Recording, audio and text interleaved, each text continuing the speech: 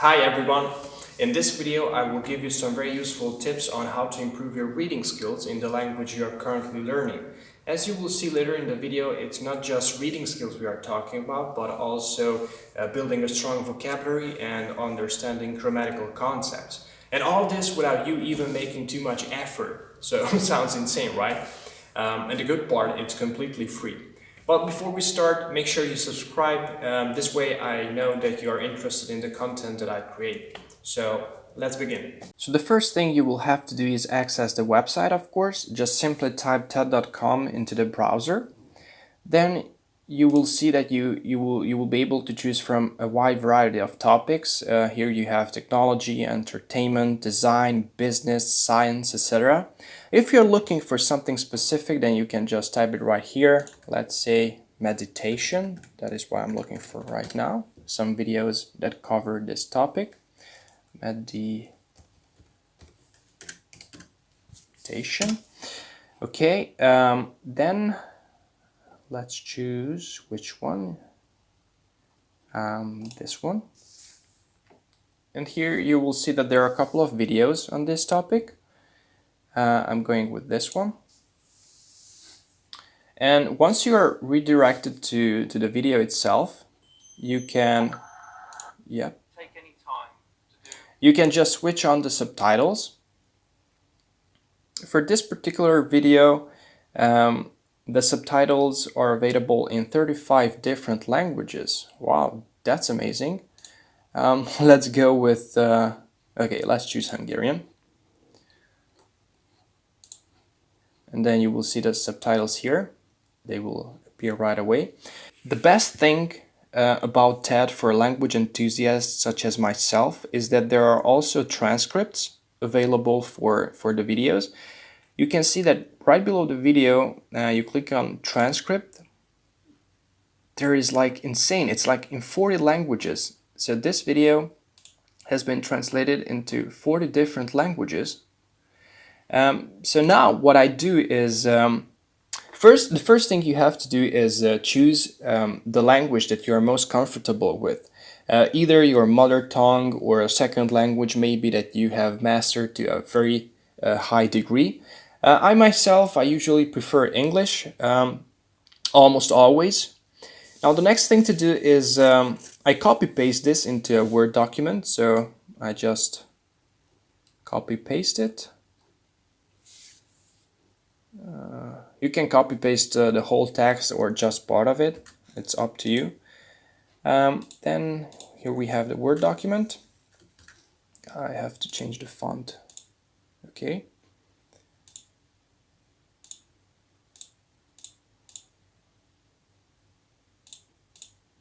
So I have the English text here. Let's name it English.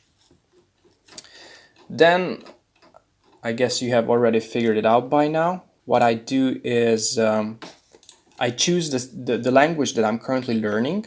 In my case, it's, okay, let's go with French, or either French or Russian. So I copy paste the text again into the same Word document. Okay, so again, the font is, that's really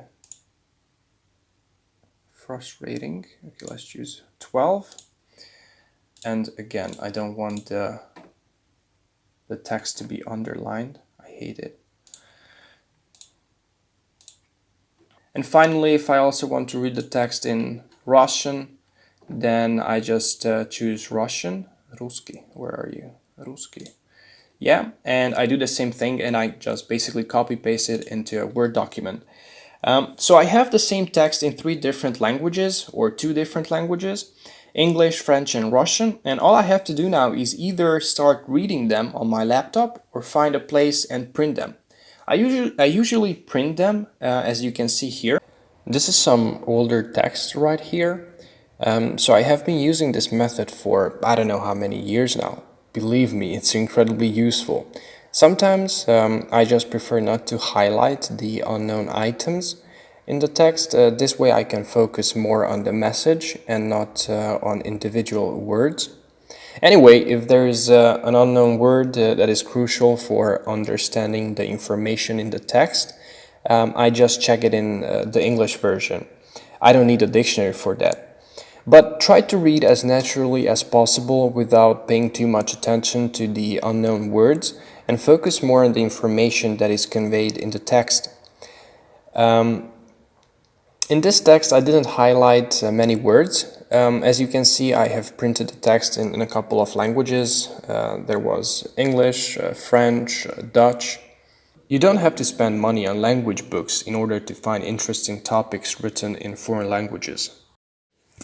I guess we can agree that these texts are very useful and a powerful tool or resource to help you acquire new vocabulary. Now, I'm going to show you another text. In this case, I highlighted many words. It is totally up to you what you want to do. I was in the mood of highlighting some words. Yes, this was the Dutch part. You can also read small chunks of the text, one or two paragraphs at a time. You can go over the same text again and again until you understand 100% of what's written there. Here I also have the Russian part, but I haven't read it yet. But this is not that important right now. I would like to tell you something else, another way in which this method is very useful. What I want to show you now is how to get better at understanding the grammar. Grammar always gives some headache to students, so it is important to make the learning process more enjoyable, right? So let's say you don't know when to use the conditional or the subjunctive in Spanish, and what you need is just some examples for different situations where these grammatical forms are used. Well, this is the perfect way to do such a thing. I'm sure you can find plenty of examples in these texts.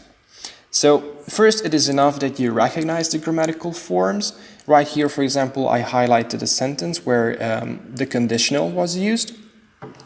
And once that you recognize the form, you can try and understand why they are used in the sentence.